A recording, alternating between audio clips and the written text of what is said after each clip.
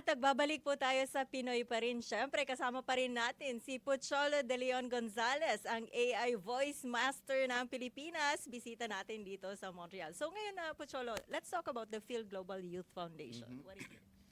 Okay, Phil Global Youth Foundation is the very first youth foundation founded by mga former youth leaders kasi hindi na kami youth.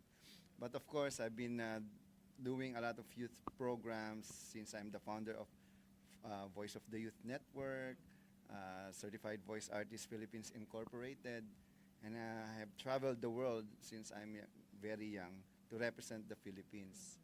So nang napansin ko, maraming mga Filipino-Americans, Filipino-Canadians, Filipino-Europeans, Australians, or the people, mga kabataan na may both parents are Filipinos, but these kids haven't been to the Philippines yet, or sobrang bata pa nila. So they don't have this sense of identity. Napansin ko yon, and alam mo yon, some of them identify themselves as citizen nila, like Canadians, Americans, but they're very Filipino in features, and they don't even speak Tagalog at all. So sabi ko, it's high time for the people to, these kinds of people na magkaroon ng immersion, no? And actually tanggapin nila ang kasaysayan. Una-una, if they don't know the history, they will never understand. So kami yon. Pangalawa, may mga tao kasing parang nakalimutan na nila yung kahit mga magulang na hindi na nila in-instill doon sa bata na Pilipino ka pa rin kahit nasa Amerika tayo, nasa Canada tayo, nasa Europe tayo. Much more yung half-half, yung like talagang Filipino-Canadian na puti or other country.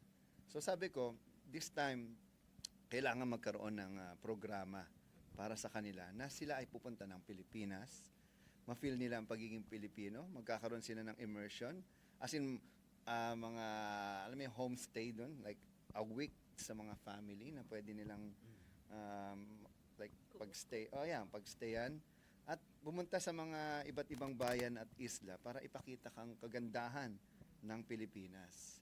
At sa huli, magkakaroon sila ng culmination, leadership training, leadership mga program na mas pipiliin nila yung kanilang lahi bilang isang Filipino na they will be not just proud to be Filipino, but they will be the voice of Filipino around the world.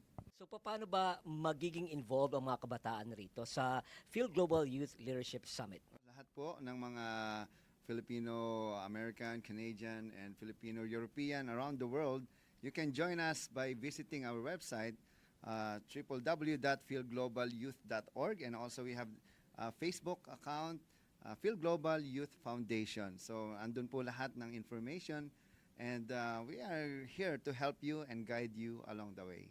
We're gonna see you in the Philippines soon. So muli po, Cholo, such a pleasure na Thank you, sir. naging guest ka namin sa Pinoy pa rin. Ang dami naming natutunan Parang sa'yo. down memory lane tayo dun sa I radyo, know. TV, lahat na. Yeah, so talagang kahanga-hanga ka. Napakaganda ng inyong journey at napaka-inspiring ng iyong kwento. Last word, tayo ang bagong Rizal at tayo ang bagong tutulong at magliligtas at ang pag-asa ng Pilipinas. Yes. Tama yan. Magbabalik po ang Pinoy Pinoy pa pa rin! rin!